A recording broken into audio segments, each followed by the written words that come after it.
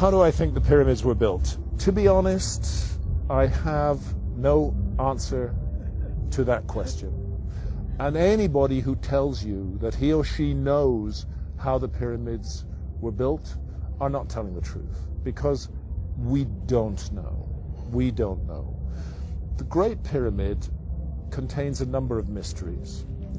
The Great Pyramid, first of all, is very big. The Great Pyramid weighs 6 million tons. We can calculate that from its mass. It weighs 6 million tons. Its footprint is 13 acres. It's more than 750 feet along each side. It's 481 feet tall. More than 2.5 million individual blocks of stone were used in its construction.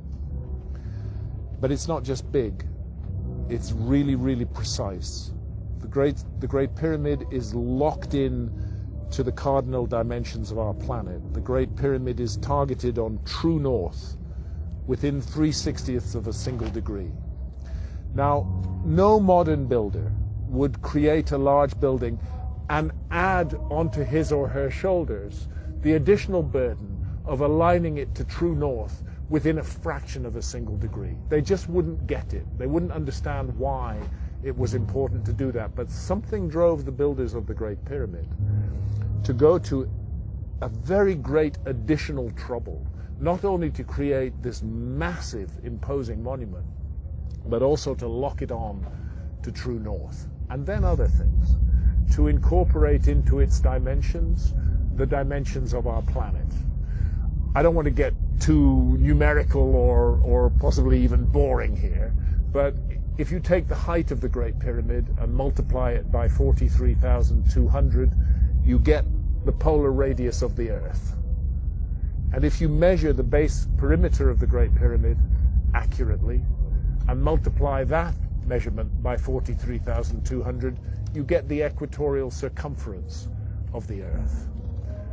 In other words, for thousands of years, through times, through dark ages, when human beings didn't even know they lived on a planet, never mind its dimensions, that monument has encoded and speaks out the dimensions of our planet on a scale of 1 to 43,200. And the scale is not random.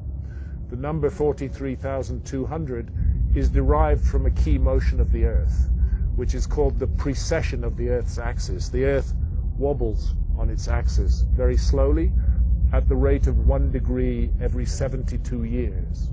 And 43,200 is a multiple of 72. In fact, I think it's 600 times 72, but I need to double check that.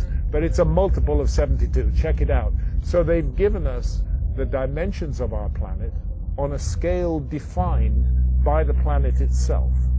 And that's an incredibly clever thing to do. How on earth did they do it? Where did that knowledge come from? This is why I'm forced to consider the possibility of a lost civilization in the human story. This is a work of almost, but not quite, space-age precision. It contains errors, but they are human errors for sure, but they're very tiny. The great precision, great skill, great craft. Some people will say to you, oh, the Great Pyramid was built by slaves. That is utter bullshit. No slaves were ever involved in the construction of the Great Pyramid. As far as I know, there were no slaves in Old Kingdom Egypt whatsoever. The Great Pyramid, I've climbed it 5 times. I've been in every known chamber in the Great Pyramid. It is a work of stunning artistic achievement. You're looking at the work of masters of architecture at the peak of their skill. Not an unwilling labor force, but people who gave their labor to that work with love and with care and with attention. There are blocks of stone weighing 70 tons that have been raised more than 300 feet above the ground. And we're not talking a couple of blocks, we're talking dozens of blocks of that weight. The average block weighs about 2.5 tons.